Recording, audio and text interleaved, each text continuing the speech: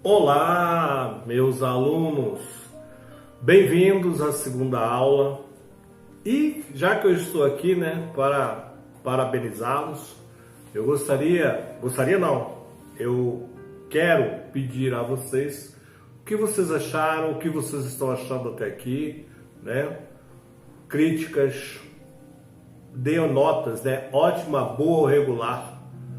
Porque só assim faremos com que isso fique melhor, não para mim, mas para todos nós, ok? E mais uma vez, sejam bem-vindos. Vamos continuar com a terceira e a quarta, já que estamos na segunda. Gratidão. Vamos aqui para a segunda aula de ventosa terapia. Dando continuidade, naquele cursinho que a gente está falando, cursinho rápido, gratuito, que lá no final vai ter um bônus, que esse bônus é o mapa dos meridianos. Meridiano, para você entender também, a gente vai falar um pouquinho sobre isso. E nessa segunda aula nós vamos estar falando dos instrumentos usados na ventosa terapia, esses instrumentos que são usados. O instrumento, é a ferramenta que você vai ter. E aí fica a critério de cada um. Eu queria realmente assim que cada um de vocês fizesse esse curso e a gente tivesse o material, os kits de ventosa. E tem vários tipos. Vai depender de cada aluno aí querer comprar o seu kit. Não precisa ser o mais caro, porque a eficácia está no aplicador. No quem vai aprender, em quem vai aplicar, para quê. Eu vou colocar um instrumento de chifre, chifre de boi, ele é oco, é preparado para isso, não é qualquer chifre que você vai comprar. Aqui, são poucas lojas que tem a ventosa de chifre. A ventosa de cuia, que também tem um orifíciozinho, é cuia beijo, Aqui também não tem, é difícil ter isso, Não vi ainda, não vi. E o de bambu já tem algumas lojas aí, importadoras, elas têm esse de bambu, muito bom. Eu falo, então tem o de vidro, o copo de vidro.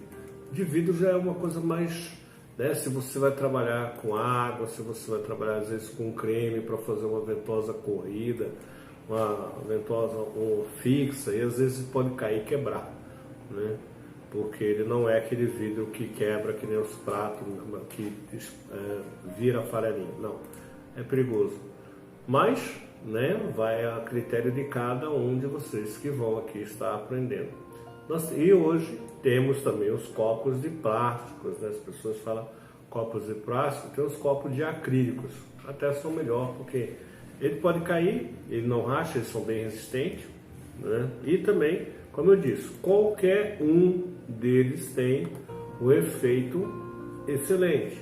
Basta você, realmente vai depender de quem está aplicando. E tenho também o de vidro, é bom porque para aquele que quer usar o álcool, tacar o fogo no algodão por dentro, formar um vácuo, Você tem que ter muito talento. Todos isso, essa forma de você aprender para que você possa usar. E aí nós temos o tanto de acrílico quanto de vidro, através de bombas, que são as bombas de sucção. E tem o de acrílico que ele é usado uma pistolinha, que é para fazer a sucção. Esses de bomba, eles são elétricos, já são equipamentos muito mais de um custo maior.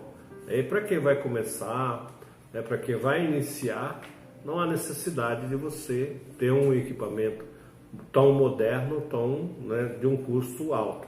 Comece pelo chifre, pelo bambu, que é mais barato, mais prático. Então são esses os instrumentos que vocês vão usar. Geralmente ele vem um kit, Vem um kit eu queria mostrar aqui no slide, gente, mas não está querendo aparecer. Bom, agora acho que foi. E aí nesses slides que vocês vão ver, tem um rapaz sentado, com vários chifres. Você vê que ele não é de sucção, você tem que ser apto para colocar isso. E você não vai aprender a colocar com chifre, né? Nós vamos aprender a colocar com os equipamentos, tanto quanto a bomba, quanto os aparelhos de secção.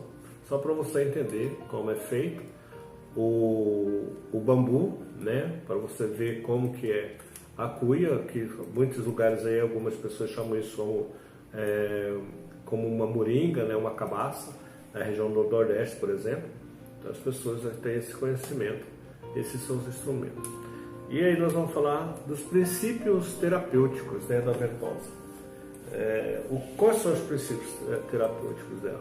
Onde ela atua? Qual é a eficácia? Em que momento eu preciso colocar, né? Então é assim, o organismo mantém a correta atividade de todas as suas funções, devido ao equilíbrio de 3 princípios vitais. Nós vamos falar aqui de 3 princípios vitais, né? Qual só o primeiro princípio? Pressão arterial. O que quer dizer a pressão arterial? O funcionamento dela no coração, né? Aí nós vamos falar do segundo princípio, que é o equilíbrio do ácido básico, né? Que é o que? O pH.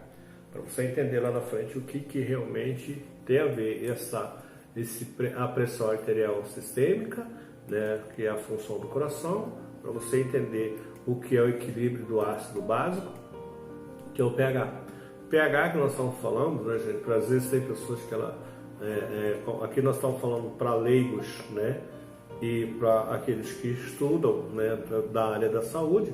Então o pH é um organismo, né? Qual que é o pH? É entre 7 a 35, que é uma temperatura interna que nós temos, de 7 a 45. Essa temperatura ela é interna, tá? Não externa. E a circulação do sangue. O que acontece, né? Então, como eu disse, nós vamos falar de 3 princípios. Então, falamos da pressão arterial sistêmica, falamos do equilíbrio ácido básico, que já expliquei lá atrás, da circulação sanguínea. Ocorre, né, de distúrbio de circulação, né, como hemorragias, né, trombos ou depósito de resíduos. Esses resíduos, aí eu falo o seguinte assim para você, para você entender, o que é o resíduo que tem? O seu sangue às vezes ele está mais ácido, ele está mais lento, com menos estagnado. Às vezes, o que eu quero dizer estagnado?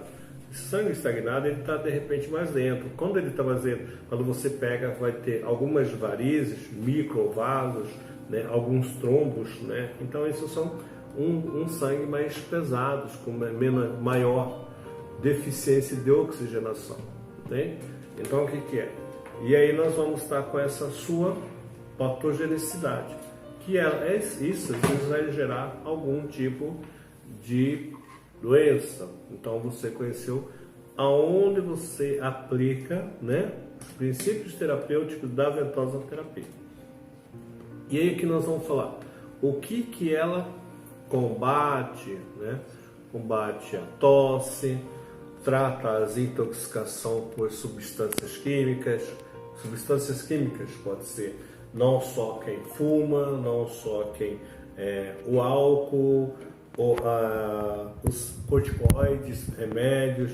Exemplo, pessoas que às vezes, né, são hipocondríacas, você pode fazer uma desintoxicação dele através da ventosa, né? E como isso? Isso você vai aprender. Fazer com que ele elimine toxinas, tanto através dessa sucção, como você pode trabalhar para que ele possa fazer uma quantidade de xixi, né? Então, jogar essas toxinas fora. Vai fazer o quê? Acalmar o sistema nervoso. Olha que benefício, né? A ventosa tem como um princípio ativo, né, de não ajudar no benefício da saúde. Então o que acontece? Ela é boa para o fígado, para os rins, tudo isso eu digo num conceito grosseiro, né, mas onde você precisa entender, né, como eu volto lá no intermediário maior também, você entender de yin, de yang, da anatomia, fisiologia, por isso tanto para leigo quanto para as pessoas da área da saúde. E aí nós falamos ela pode ajudar você pode te ajudar e ajudar você no combate, no controle da hipertensão, né? E da arteriosclerose. Ajuda a controlar as manias de ansiedade, né? De roer unha, algumas coisas assim. O que acontece? Quando a gente fala assim, nessa questão de controla a hipertensão, a arteriosclerose, nós vamos falando também, né? Nós estamos falando dos benefícios. Ele também tem os não benefícios. Não é porque ela é invasiva, não é invasiva que também não tem contraindicações. Tem sim. É como aquela questão, né, de você, é natural, não faz mal, né? É porque é chá, não, tudo tem dosagem, tudo tem tempo de trabalho, tempo de aplicação, e aonde eu aplico e por que eu não aplico em certos lugares, certo? Então, isso nós estamos falando realmente, né, da ventosa terapia. O que é? Quais são as patologias que podem ser, né, tratadas com a ventosa terapia? Alergia. Você vai falar, que tipo de alergia? Todas. Reumatismo, né? Tuberculose, AVC. Por que AVC? Né? AVC geralmente deixa as pessoas estagnadas, musculatura flácida. E a ventosa é um estímulo ao sistema muscular, ao sistema nervoso, né? Você trata asma. Então você veja bem quantos benefícios, né, tem a ventosa terapia, desde que você saiba realmente aplicar, você saiba analisar tudo isso. Então esse curso aqui é para você entender e você se auto-aplicar a ventosa também. Você sabia disso? Então você fique sabendo que a ventosa você se auto-aplica, tá? E você mesmo. A partir do momento que você vai conhecendo os pontos, você vai entendendo, não é? Quem tem câncer, tumores, leucemia, né, metástase, carcinoma, pode fazer ventosa terapia? Aí você já tem que entender de uma coisa chamada o quê? Anatomia, fisiologia e casos clínicos, né?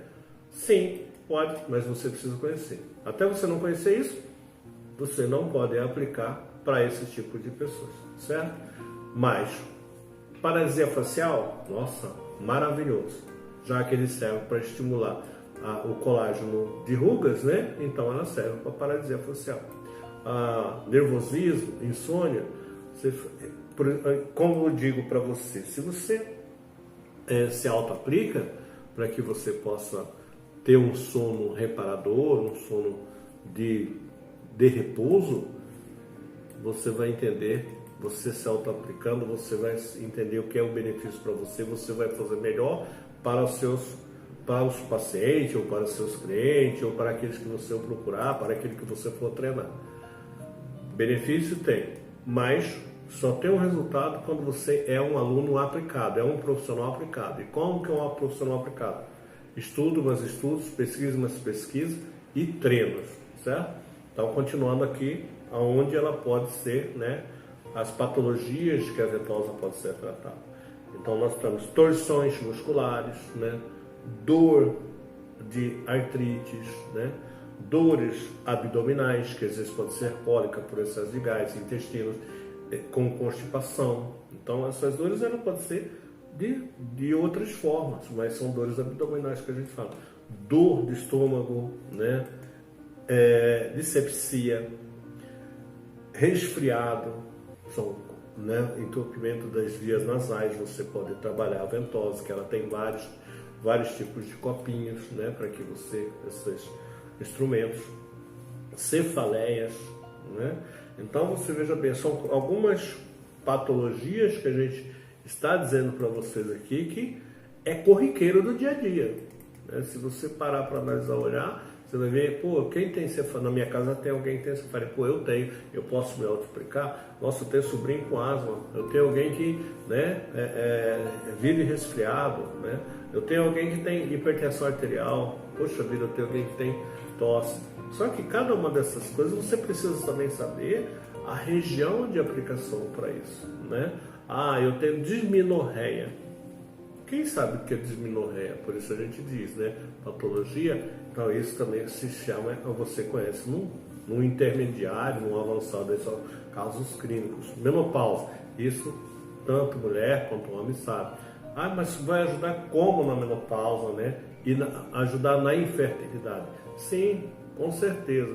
Olha quanta coisa você, como um terapeuta, aplicado em ventosa terapia, possa tanto ajudar a sua família, a você mesmo, e de repente não fazer isso só como uma questão de lazer, mas uma questão amanhã de uma profissão para ti, entendeu? De ajuda a mais, um benefício a mais para você, como no dia a dia da sua vida. Aí nós vamos falar dos cuidados, né? Ao tratar com ventosa terapia. Aí eu vou falar, pô, toda hora você fala ventosa, ventosa. É porque é ventosa, é de ventosa que nós estamos falando, né? Evitar usar onde, quando, por quê? Por exemplo, você pode evitar a fazer a ventosa em articulações. Aí vai falar, pô, mas lá atrás ele falou que serve para reumatismo, serve para artrite, como que não posso usar em articulações? Articulações muito inflamadas, né?